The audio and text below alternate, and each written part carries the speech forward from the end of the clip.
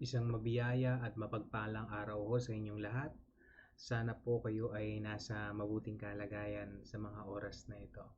But before anything else, sabay-sabay ho nating i-declare sa buhay ho natin itong ating declaration of our faith. Amen?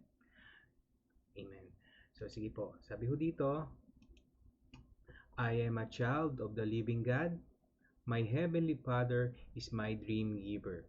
He has given me a dream to champion God's cause, to accomplish His purpose through me. God has amply blessed me to fulfill my dream.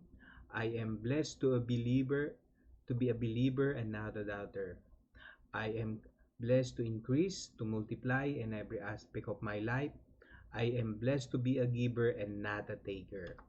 From now on, I will live my life intentionally and on purpose by focusing my life on Christ through worship, by showing the goodness of Christ through ministry, by going out for Christ through evangelism, by leading people to Christ's family through fellowship, by developing Christ-like habits through discipleship.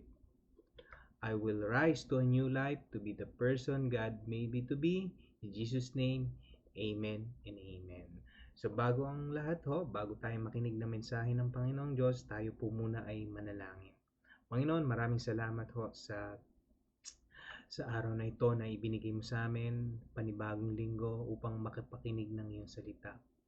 And Lord, dalangin ko lamang po, tulungan mo po ako sa mensaheng ito. Nawa po ikaw ho yung mapupurihan, yung pangalan mo po yung maitaas, at yung pangalan mo po yung maihayag sa mga oras na ito.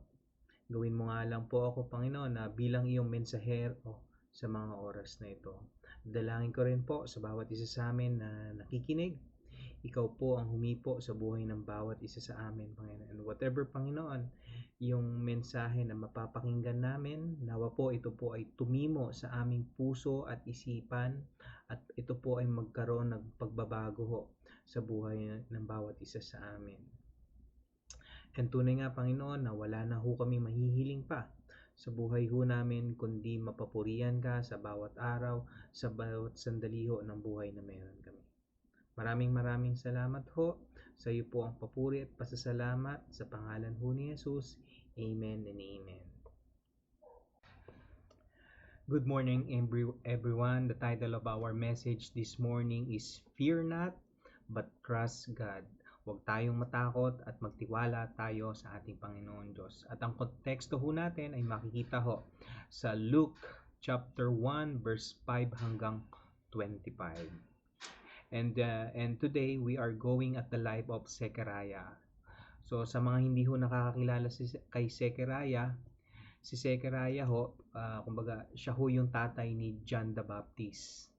So at least meron na ho tayong idea kung sino si John at kung sino si Zechariah, and kung sino ho yung tatay ni John the Baptist. Amen. And sabi ho dito sa verse 5, sabi ho dito, in the time of Herod, king of Judea, there was a priest named Zechariah, who belonged to the priestly division of Abijah. His wife Elizabeth was also a descendant of Aaron. So, kumbaga, ang ginagamit ho dito ng panahon nila is yung reference ho is yung si King Herod. Siya ho yung namumuno nung time ho nila. And sabi ho dito, si Zechariah, he is a priest, and galing daw ho siya sa division of Abijah. Yung Abijah ho, it's a priestly division. And ang asawa niya ho is si Elizabeth. And kumbaga, si Elizabeth ho, galing din ho siya sa priestly lineage. Kumbaga, siya ho ay descendant ni Aaron. Kung maalala nyo, sino ho si Aaron? Si Aaron ho, siya ho yung kauna-unahang priest. So, si Elizabeth, galing ho siya sa lineage ni Aaron. So, kumbaga, sa madaling sabi, perfect couple ho itong dalawang ito dahil pareho silang, kung si Zechariah ay galing ho kung si Zechariah ho ay isang priest, si Elizabeth naman ho ay galing ho siya sa lineage ng mga priest din, which is galing ho siya kay Aaron. Amen? And si Elizabeth po, ang ibig sabihin po ng Elizabeth, one whose oath is to God. Kumbaga, a dedicated woman to God. So yun ho yung ibig sabihin uh, ng Elizabeth, and jackpot ho si Zechariah kasi ho ang napangasawa niya ho is si Elizabeth. So kumbaga, sa madaling sabi, itong couple ho na ito is kumbaga they are a perfect couple, and hindi lang ho doon nagtatapos. Sabi ho dito, next verse, both of them were righteous in the sight of God, observing all the Lord's commands and decrees blamelessly. So kumbaga, gaya nga ng sabi ko kanina, perfect couple ho itong dalawang ito. Kumbaga, pareho silang naglilingkod sa church. Sabi ho dito, both of them were righteous, and pareho ho silang lumalakad ho sa pamuntunan ng Panginoong Diyos. Sabi ho dito, observing all the Lord's commands and decrees blamelessly. Kumbaga sa panahon ho natin, sila ho yung couple na nakikita nyong magkasamang naglilingkod ho sa church. Nakakita ho na ho ba kayo ng ganong couple? And kumbaga sila ho yung couple na tipong nagpe-pray together. Yun ho. Kumbaga. And bago ho natin kumbaga tingnan ho sila as a righteous in the sight of God, and talaga namang lumalakad ho sa pamuntunan ng Panginoong Diyos, makikita ho natin na meron din ho silang kakulangan. Sabi ho dito in the next verse, they had no children, wala ho silang anak. Bakit daw ho? Because Elizabeth was barren. Ibig sabihin, baog. At hindi lang ho doon nagtatapos. They were both well along in years. Ibig sabihin ho, pareho na ho silang matanda na. So, sa madaling sabi ho, kumbaga, hindi lang ho sila walang anak dahil ho baog si Elizabeth. Kumbaga, kung nangangarap man ho sila na magkaanak, kumbaga lagpas na ho sila doon sa bearing stage na kung saan pwede pa ho silang magkaanak. Kumbaga sa term ho natin ngayon is yung tinatawag ho na menopausal stage. Pero alam niyo ho kasi, kumbaga kasi back then ho, nung panahon ho nila, kumbaga yung pagkakaroon ho ng maraming anak is you are considered as a blessed, pinagpala. Kumbaga the more na meron kang anak, mas marami hong anak, ibig sabihin mas pinagpala ka ho. At kapag ka ho ikaw naman ho ay walang anak, kumbaga ang pananaw ho nila, you are cursed. Ngayon hindi ho tayo ho nakaka-relate, di ba? Kasi ho nung panahon ho nila, kumbaga napakahalaga ho yung pagkakaroon ng hunang anak. Kasi po, kapag ka ang isang babae, kung wala ka pong kakayanan na bigyan mo ng anak ho yung mapapangasawa mo, ibig sabihin ho, pwede ho yung ground for divorce. Kasi ho, nung panahon ho nila, napakahalaga ho na sa mga lalaki, maipagpatuloy ho yung lineage. Kapag ka yung babae ho, wala siyang kakayanan na bigyan ng anak yung asawa niya, kumbaga sa madaling sabi, hindi niya po mapapagpatuloy yung lineage nung asawa niya. At kumbaga nung panahon ho nila, napakahalaga ho nun. So ganito ho yung problemang kinakaharap ni Elizabeth, na kumbaga sa bawat araw na dumarating, ganun ho. Kumbaga sa parang panahon ho natin, sa bawat binyagan ho na pinupuntahan niya, kumbaga siya ho yung tipo kumbaga ng usapan, yung palaging tinatanong ng tita niya na, ikaw kailan ka susunod na magkakaanak, na parang sa panahon ho natin na kung titingnan ho natin. So ganun ho yung kumbaga sitwasyon na kinakaharap ho ni Elizabeth. So they were both disfavored and disapproved. So ganito ho yung sitwasyon ni Elizabeth and ni Zechariah. And despite ho ng ganitong sitwasyon nila, na ganito ho yung na-experience niya despite of being disfavored and disapproved. Tingnan nyo ho yung reaction nitong mag-asawang nito. In the next verse, sabi ho dito, now, while he was serving ng si Zechariah ho, while he was serving, and ito ho yung kumbaga nakakatuwang reaction ho dito sa mag-asawang ho ito, despite ho ng kumbaga ng sitwasyon nila, and sa gitna ho ng kumbaga ng kawalan ng pag-asa, sa gitna ho ng mahirap na sitwasyon, na para bang nang wala hong nangyayari sa ipinapanalangin ho nila, kumbaga while he was serving, kumbaga patuloy pa rin ho na naglilingkod itong mag-asawa na ito. Patuloy pa rin ho si Zechariah sa kanyang duty as a priest, kagaya nga ho ng ginagawa niya dito. So hindi ho minsan kasi ho hindi ho kagaya ng iba sa atin na minsan naglilingkod lang tayo or lumalapit lang ho tayo sa Panginoong Diyos pag may kailangan tayo. At sometimes pag hindi ho tayo napagbibigyan, ano nangyayari? Nawawala na tayo hindi na tayo uma-attend sa church, 'di ba? Kumbaga sometimes ganun ho yung sitwasyon or yung ganun ho yung ginagawa ng iba sa atin. And ibahin ho natin tong si Mr. and Mrs. Zechariah. Tingnan nyo ho, despite of their situation, kahit na ho sila ay matanda na, kahit na wala ho nangyayari sa buhay ho nila, sila ho ay nagpapatuloy. Kaya nga ho itong verse na ito ay mabuting example ho sa bawat isa sa atin, na anuman ho yung nararanasan natin, anuman ho yung sitwasyon natin, dapat ho tayo ay nagpapatuloy sa Panginoong Diyos. Amen? So sabihin mo sa katabi mo, magpatuloy ka sa Panginoong Diyos. Amen? And ito ho yung, kumbaga, ito yung sumunod na nangyari. Sabi ho dito, according to the custom of the priesthood, he was chosen by Lot to enter the temple of the Lord and burn incense. And the whole multitude of people were praying outside at the hour of incense. So sabi ho dito, so yung custom daw ho, according to the custom of priesthood, kumbaga he was chosen by Lot. Napili ho siya by Lot, kumbaga palabunutan na siya ho yung magse-serve ho doon sa temple of the Lord, at siya ho yung magbe-burn ng incense, siya ho yung magpe-pray sa mga tao.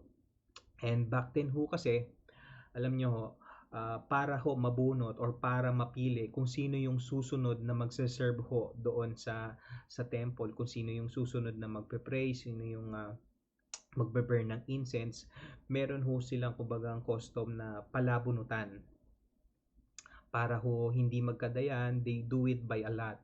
And ang chance ho para mabunot si Zechariah, kumbaga 1 in a million. Kasi ho, back then ho, 20,000 po yung priest, and then it was divided into 24 division. Kumbaga napakarami ho ng pagpipilian kung sino mabubunot or kung sino ho yung next na magse-serve ho doon sa temple of the Lord. And kumbaga, yung pagse-serve ho doon sa temple of the Lord, kumbaga once in a lifetime opportunity ho para sa mga priest. And pero ang hindi ho alam ni Zechariah at this moment, kumbaga nandun na ho yung unti-unting pagkilos ng Panginoong Diyos sa buhay ho ni Zechariah. Kaya nga ho sa buhay ho natin, if we are praying for something ho sa buhay ho natin, tandaan ho natin, just like what happened to Zechariah, ganun din ho sa buhay ho natin. God is aware of our situation. Alam ho ng Panginoong Diyos kung ano ho yung pinagdadaanan ho natin. Alam ho ng Panginoong Diyos yung nararanasan ho natin. Paano niya nalaman yon? Kasi ho, He is all-knowing God. Alam niya ho yung bawat sitwasyon ho ng buhay ho natin. Amen?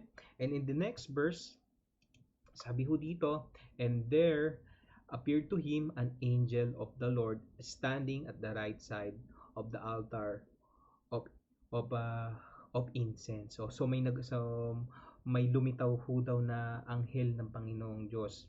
Ngayon, when we read this, kumbaga sometimes pag binasa na ho natin nito na parang ano naman kung may kumbaga ano naman kung may lumabas na anghel, kasi sometimes palagi ho nating nababasa ho itong mga bagay ho nito na parang wala lang, pero alam niyo ho kasi nung panahon ho ni Zechariah, 500 years ago ho yung last visitation ho nung angel.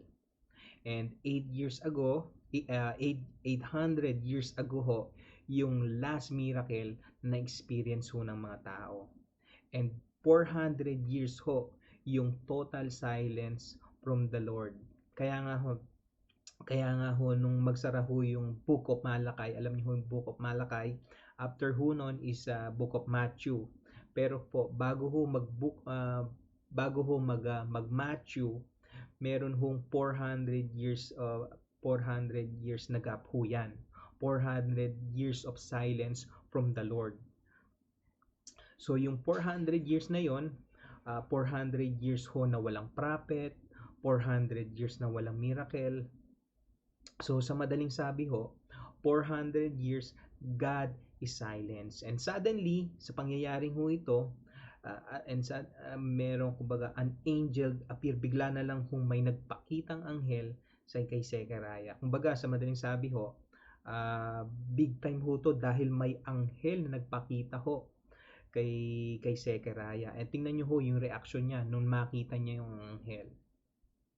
Sabi ho dito, and Zechariah was troubled. Natakot ho si Zechariah nung nakita niya ho Zechariah was troubled when he saw him, and fear fell upon him. So na-troubled daw ho siya, at siya ho ay natakot nung makita niya ho yung anghel.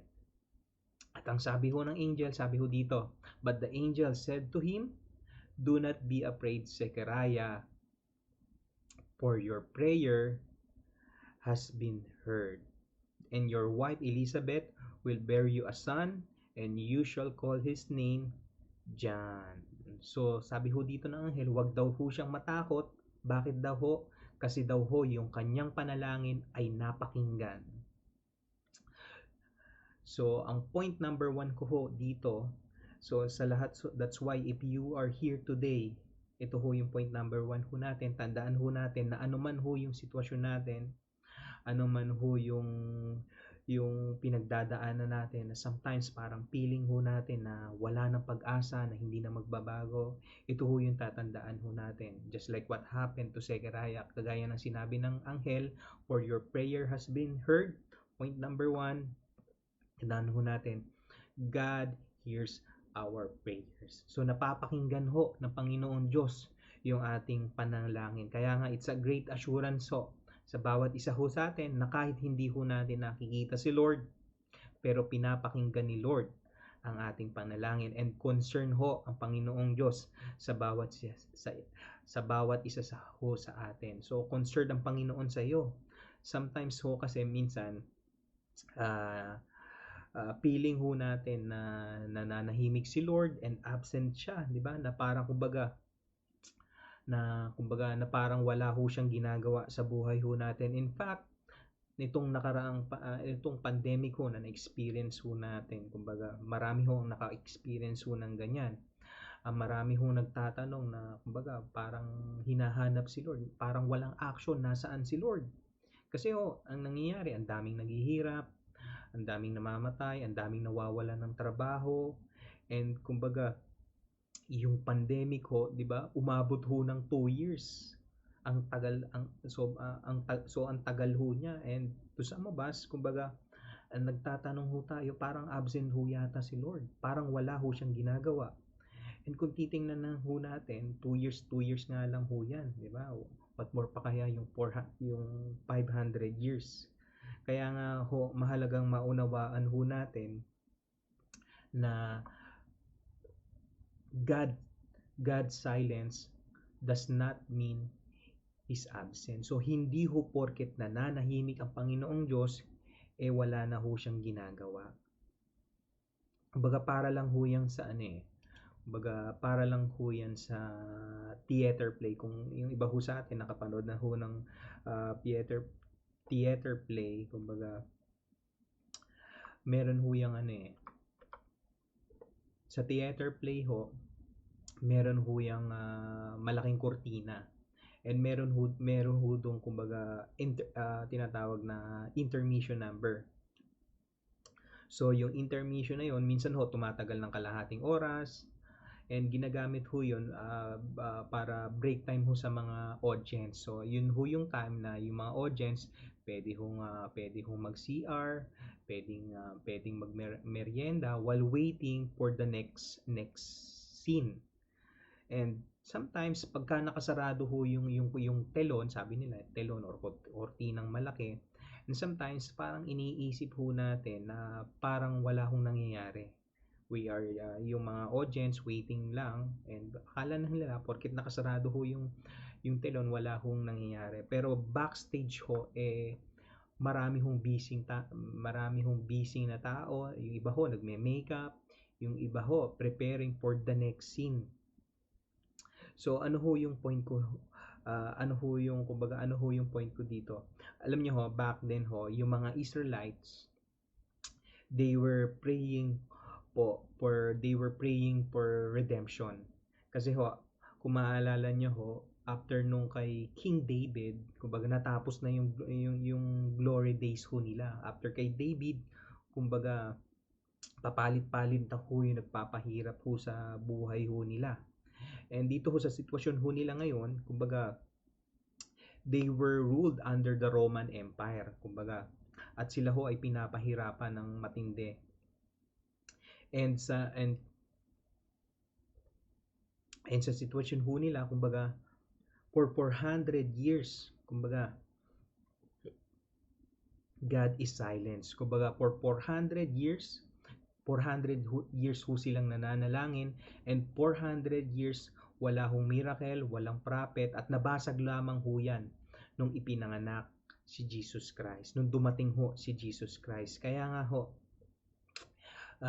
tandaan ho natin, minsan ho, sa buhay ho natin, minsan feeling ho natin na parang walang ginagawa ang Panginoong Diyos, parang walang ginagawa ho si Lord sa buhay ho natin. Pray ka ng pray, and parang lumalala pa yung buhay mo, pray ka ng pray, and parang walang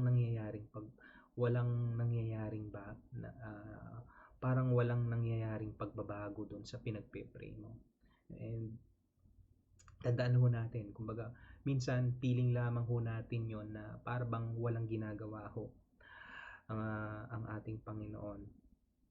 Kasi ho sa buhay, ito ang tandaan ho natin. Kasi ho, in reality, sa buhay ho natin, kumbaga hindi naman ho palaging masaya yan eh. Tayo ho, in reality ho, tayo ho ay nakakaranas ng ups and down. Yun ho yung realidad sa buhay ho natin. And that's why despite ho ng ganun na i-experience ho natin, di ba? I encourage everyone ho, kumbaga patuloy lamang ho tayo na magtiwala ho sa ating Panginoong Diyos, and patuloy lamang ho tayo na umasa sa mga bagay ho na kayang gawin ni Lord sa buhay ho natin. Why? Kasi ho, si Lord, meron hong inaayos sa buhay ho natin. Kagaya ng nangyari ho kay Zechariah and kay Elizabeth.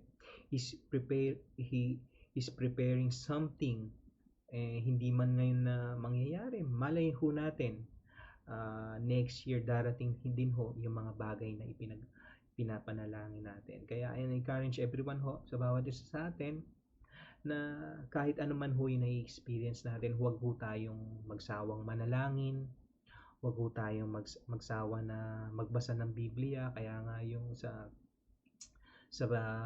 every Wednesday ho natin, di ba? Palagi tayong nire-remind na magbasa ng Biblia. Why? Kasi doon ho natin mas lubusan na makikilala ang Panginoong Diyos.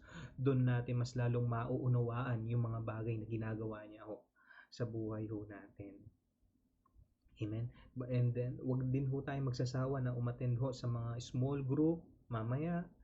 And kumbaga, let us keep doing ho kung ano man ho yung mga bagay na ipinapagawa ng Panginoong Diyos. Hindi porket ho pandemic na magre-relax na tayo or titigil na rin ho tayo sa mga bagay na ginagawa natin patungkol ho sa ating Panginoong Diyos. Diba? Napansin nyo nga ho, hindi ho natigil yung ating gawain despite of pandemic, nagpapatuloy pa rin ho yung ating Panginoong Diyos. And kung titingnan ho natin sa buhay ho natin, diba, based on our experience, nakasurvive tayo sa 2020 and 2021, diba, hanggang ngayon, despite ng maraming namamatay, tingnan nyo ho yung pagkilos ng Panginoong Diyos sa buhay ho natin. Sa kabila ho na napakahabang pandemic, still we survive. Amen? Kaya, kumbaga, patuloy lang naman po tayo na magtiwala sa Panginoong Diyos because God is doing something into our life. Amen? Just like what happened ho, kumbaga, kay Mr. and Mrs. Zechariah. Amen? And in the next verse, sabi ho dito, but the angel said to him, do not be afraid, Zechariah, for your prayer has been heard, and your wife Elizabeth will bear you a son, and you shall call his name call his name John. So, pangalawang point ko ho dito, so dininig daw ho yung panalangin, natupad ho yung ipinapanalangin ni Elizabeth na sila daw ho ay magkakaroon ng anak. So he found out that God answers his prayer. So ganun din ho sa buhay ho natin. Tandaan ho natin that God answers our prayer. So sinasagot ho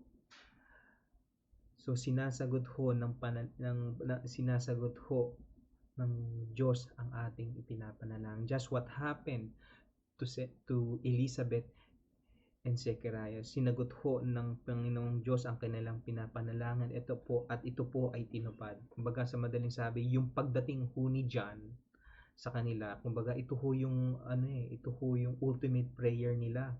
Kumbaga yung pagbubuntis ni Zechariah, yung pagkakaroon nila ng anak, kumbaga ito yung magtatanggal ho ng disgrace na nararanasan ni Zechariah. Kasi kagaya nga ng sabi ko ho kanina, pagka ang babae ho sa kanila ay walang kakayanan na mag-produce ng anak, it's a curse.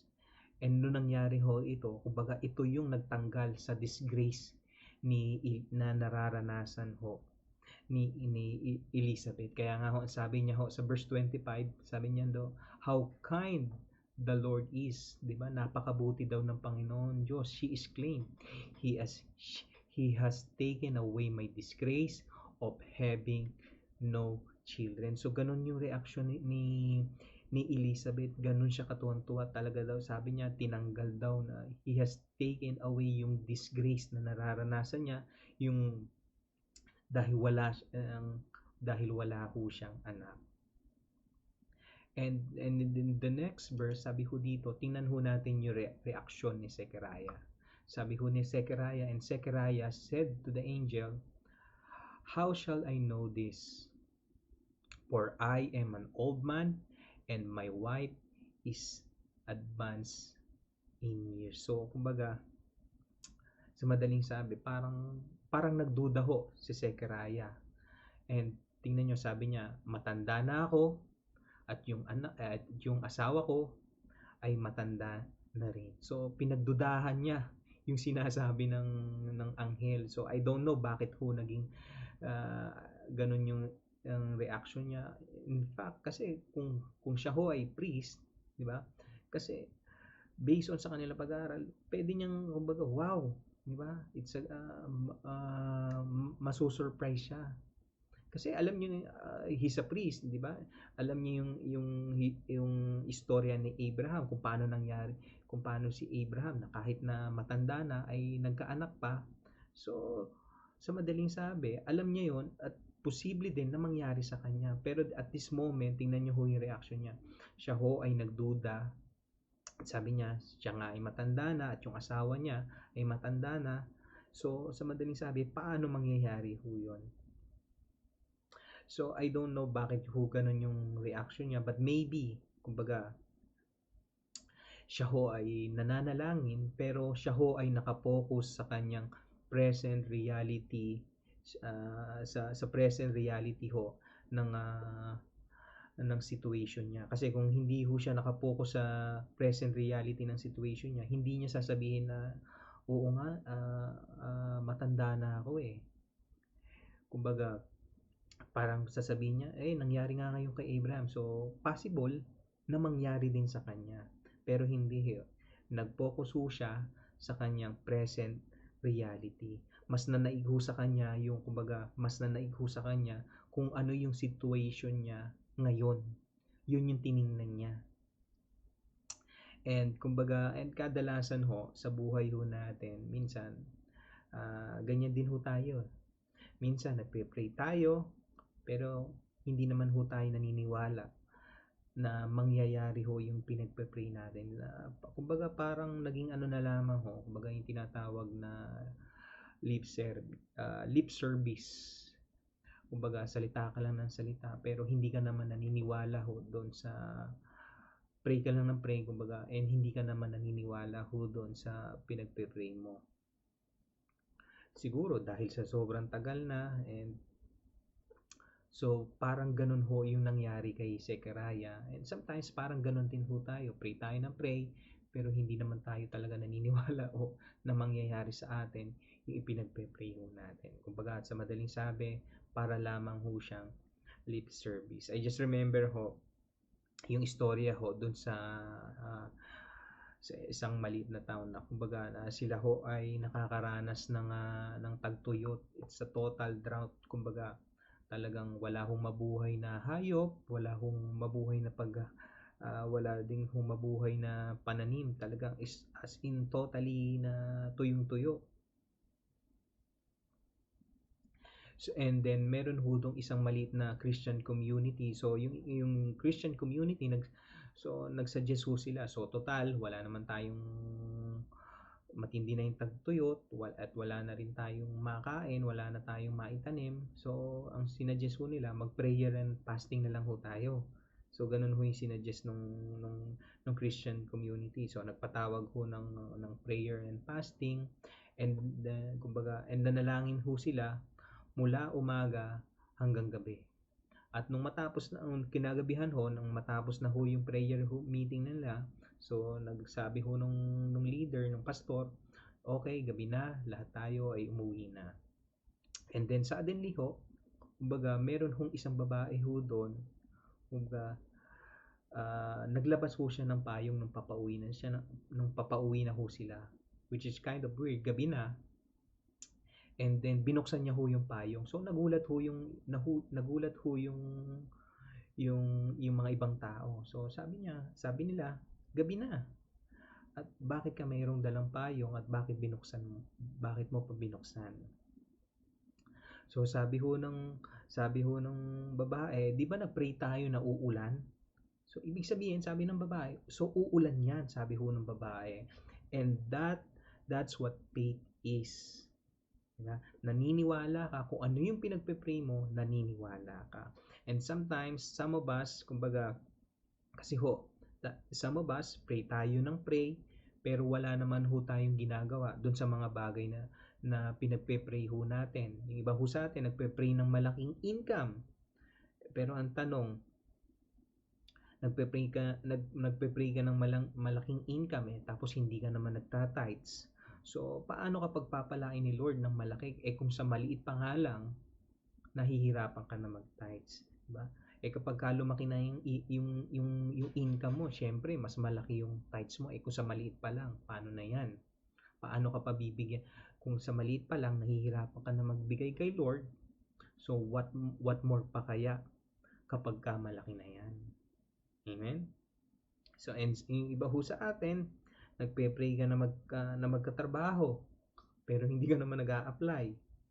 So yung iba sa atin nagpe-pray na mabago ho yung buhay ho natin pero wala naman ho tayong ginagawang bago. Patuloy na tayo sa same routine na ginagawa natin. Pero nagpe-pray ka na magbago yung buhay mo pero wala ka namang ginagawang bago sa buhay ho sa buhay mo. So, yung iba naman ho sa atin, nagpe-pray na magkaroon ng kotse, pero hindi naman ho nag-aaral mag-drive. Iba ho sa atin, nagpe-pray na magkaroon ng malaking bahay, pero sa maliit pa nga lang, panay na ang reklamo natin at sa maliit na bahay pa nga lang, hindi na natin maasikaso at hindi na natin malinis. So, ano tayo bibigyan ng malaking bahay kung sa maliit pa lang, panay na yung reklamo natin at hindi na natin maasikaso, di ba? Eh, eh, pag mas malaking bahay, mas malaking problema ho yan, malaking malaking asikasuhin din ho yan. So dapat sa maliit pa lang nakikita na ho yung kumbaga yung preparedness ho natin. Amen. And sometimes so when we pray, ang paborito hong verse natin, ito ho, ginagamit pa natin itong verse na to sa John 15 verse 7. Sabi ho dito, ask whatever you wish and it will be done for you. So sometimes when we pray, kumbaga, ginagawa ho nating genie si Lord. Ask whatever you wish and it will be done for you. And nakakalimutan ho natin yung first part ng verse 1 na ito. Sabi ho dito, if you remain in me and my words remain in you. So magkadikit ho yan ha. If you remain in me and my words remain in you, ask whatever you wish and it will be done. It will be done for you. So sabi ho dito, if you remain in me and you're one with God, and the words of God remain in you, sabi ho dito, ask whatever you wish and it will be done for you. So if you are aligned with God, kumbaga sa madaling sabi, kung tayo ho ay naka-align sa ating Panginoong Diyos, yung prayer request din ho natin is laging magiging aligned din ho sa kalooban ng Panginoong Diyos. So when we pray, hindi mo ipagpe-pray na mapahamak yung inutangan mo. Diba? Ipagpe-pray mo na mas pagpalain pa siya. Sabi ho dito, when you're one with God, yung prayer mo ho at yung hangarin mo ay kung sa ano ho yung kalooban ng Panginoong Diyos. Hindi ho sa pansariling kalooban natin. Palagi ho according to His will, hindi ho sa will natin. And sometimes ho, yun ho yung nakakalimutan natin. Sometimes kasi when we pray, yung pansariling pansariling kalooban, nakakalimutan natin kung ano ba yung kalooban ng Panginoong Diyos sa buhay ho natin. Kaya nga if we remain in God and His word remain ho sa buhay ho natin, lahat ho ng lalabas sa bibig ho natin, lahat ho ng sasabihin ho natin na prayer request is according ho sa will ng ating Panginoong Diyos. Kaya nga when we pray, tandaan ho natin, when we pray, sinasagot ho ng Panginoong Diyos yan sa tatlong paraan. How God answers our prayer, number 1, yes, pagka kalooban ng Panginoong Diyos, kung hindi ka naman papahamak ibibigay yan ng Panginoong Diyos. When the timing is right, yes, ibibigay ho ng Panginoong Diyos yan. Pero kung sometimes sumasagot din ho ng Panginoong Diyos, not yet, kung hindi pa nararapat, di ba? Hindi niya ibibigay yan sa iyo. And sometimes sumasagot din ho ang Panginoong Diyos ng no. Why? Because God has better something in mind. And sometimes ho, kasi when we pray, palaging ang gusto lang natin na sagot ng Panginoong Diyos. Yes, nakakalimutan natin na sumasagot din ho ang Panginoong Diyos ng not yet or no. Why? Because He have something better in mind. Amen? Kaya nga ho, when we pray, tandaan ho natin. So when we pray, tandaan ho natin, huwag natin kakalimutan na when we pray, palagi nandun ho, Lord, according to your will or your will be done sa buhay ho natin. Amen? And in the next verse, sabi ho dito, and the angel answered him, I am Gabriel. I stand in the presence of God, and I was sent to speak to you and to bring you this good news.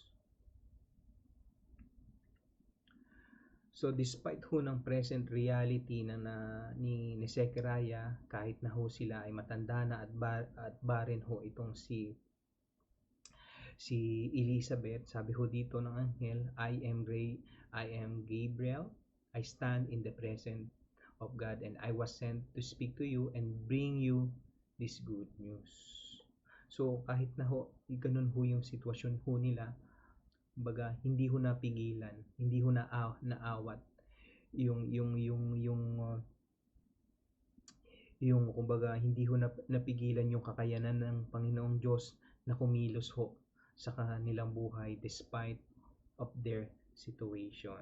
Kaya nga ito ho yung point number 3 natin. His present reality did not limit God's infinite ability.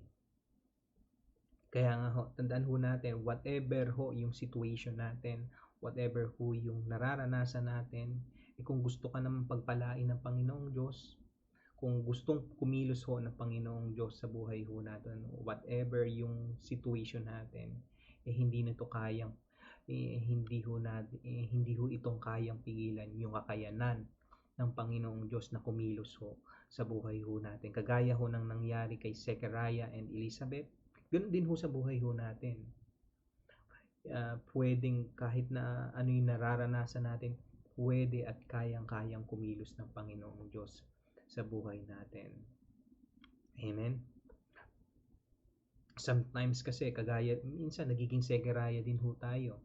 Sometimes, question natin kung paano gagawin ng Panginoong Diyos sa buhay ho natin yung mga bagay na iniisip natin or yung mga bagay na ipinagpe-pray natin.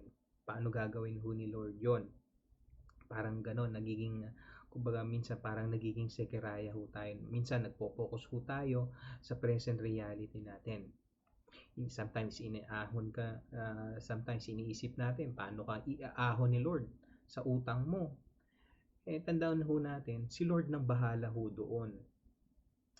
Kumbaga, pero I'm not saying na gamitin ho natin si Lord sa mga inuutangan ho natin. So ang point ko lamang ho dito, ang trabaho ho natin is hindi isipin kung paano gagawin ho ni Lord sa buhay ho natin. Ang trabaho ho natin is magtiwala ho sa Panginoong Diyos at kung paano gagawin ni Lord yon, nasa sa kanya ho na yon. Why? Kasi I do believe ho sa buhay, ano man ho yung situation ho natin, ano man ho yung circumstances na nai-experience ho natin, I do believe kumbaga magbabago din ho yan. Kagaya nga ho ng pinag-aaralan ho natin sa PDL, di ba? Yung buhay ho natin dito is temporary. Yung sitwasyon nga ho natin is temporary lamang ho yan. Magbabago ho din yan. Kaya nga ano ho din dapat natin gawin? Patuloy lamang ho tayo na magtiwala at umasa ho sa ating Panginoong Diyos. Kagaya ng ginawa ho ni Zechariah.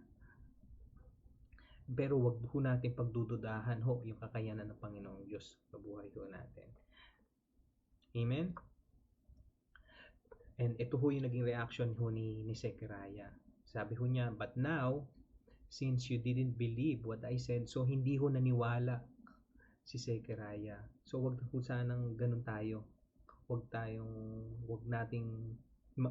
maging Zechariah sa bandang huli na nagpe-pray nga tayo pero hindi ho tayo naniniwala. Maging lesson na ho ito sa atin. And ano ho yung nangyari dahil hindi naniwala si Zechariah, sabi ho dito, you will be silent and unable to speak. So napipi ho si Zechariah nung ipinagbubuntis for 9 months nung ipinagbubuntis ho si John ni Elizabeth. So for 9 months siya ho ay napipi dahil hindi siya naniwala sa sinasabi ng anghel. So wag naman sana ho maging ganun tayo. Amen?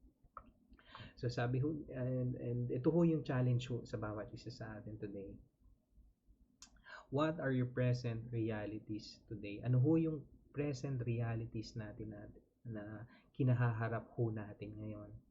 Mahirap ang buhay, baon ka sa utang, marami kang problema, yun ho yung reality natin. Pero lagi ho natin tatandaan, ano man ho yung sitwasyon ho natin,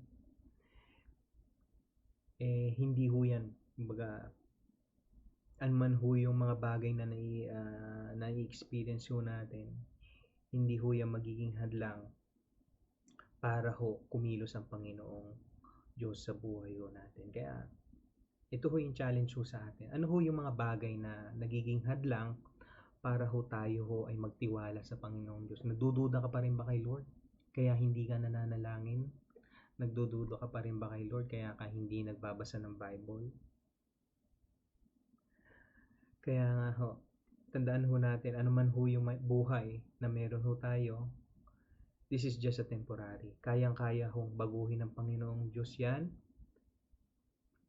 But the question is, naniniwala ka ba na kayang baguhin ng Panginoong Diyos yung buhay na meron ka? Kaya nga ho, tayo ho ay, kagaya ng sabi ko kanina, kagaya ng title natin ngayon, huwag ho tayong matakot. Huwag kang matakot na magbasa ng Biblia. Mauunawaan mo rin yan. Mag-pray ka lang. Huwag ho tayong matakot na manalangin. Huwag ho tayong matakot na magtiwala ho sa ating Panginoong Diyos. Bakit? Sabi ho dito, God hears our prayer. God answers our prayers. And yung present reality natin cannot limit God's infinite ability. Amen? Kaya nga ho, sabi ho sa John 10:10, sabi ho dito, the thief comes only in order to steal, kill, and destroy. And sabi ho dito, si Jesus Christ, have come in order that you may have life in all its fullness. So naparito daw ho ang Panginoon Diyos para tayo ho ay bigyan ng buhay na kasiya-siya. Ang buhay na, sabi ho, life in all its fullness. Buhay na kaaya-aya. Kaya nga ho, tandaan ho natin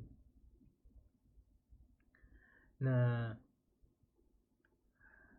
whatever life na meron ho tayo ngayon, whatever ho yung circumstances na nararanasan na ho natin, naparito ho si Jesus Christ para bigyan ho tayo ng pag-asa. Kaya nga ho, itong darating na Pasko, tandaan ho natin, hindi ho dahil may Pasko para ho tayo ay mag-Christmas party at mag-exchange gift. Tandaan ho natin na Christ, sabi nga nila, Christ is the reason for this season. Naparito ho ang Panginoong Diyos para bigyan ho tayo ng pag-asa sa buhay na meron ka. Why? Kasi ho, si Kristo ang ating pag-asa sa buhay na meron tayo. Kaya tayo ho ay patuloy na magtiwala lamang sa ating Panginoong Diyos. Amen? So, God bless you all. So, tayo po ay manalangin. Panginoon, maraming salamat ho sa buhay na meron kami. At patuloy ko lamang po, nilalapit ang bawat isa sa amin na whatever ho yung circumstances na meron kami, Panginoon, turuan mo po kami na magtiwala lamang sa iyo, Panginoon. Turuan mo po kami na isuko namin ang buhay ho namin, na starting today, Panginoon, na ikaw na po, Panginoon, ang maging tsuper ng buhay ho namin, kagaya ho ng palagi namin pinapanalangin. Ikaw po ang maghari sa buhay ng bawat isa sa amin. And we do believe, kagaya na nangyari kila Mr. and Mrs. Zechariah, kaya mo din baguhin ang buhay ho namin. Pwedeng mangyari ho sa buhay ho namin. Kung paano mo sila pinagpala, ganun din ho sa buhay ng bawat isa sa amin na nakikinig ngayon. Pwede mo kaming pagpalain. Kaya nga, turuan mo po kami, Panginoon, na magtiwala at maniwala sa kapangyarihan mo at sa mga bagay na kayang gawin mo sa buhay ng bawat isa sa amin. I pray, Father God, na kayo po ang kumilos sa buhay ng bawat isa sa amin na nakikinig sa mga oras na to. Maraming salamat ho. Ito po yung aking panalangin sa mga ito po yung aking panalangin. Sa inyo po ang papuri at pasasalamat sa pangalan ho ni Jesus. Amen and amen. So, God bless you all. Thank you po.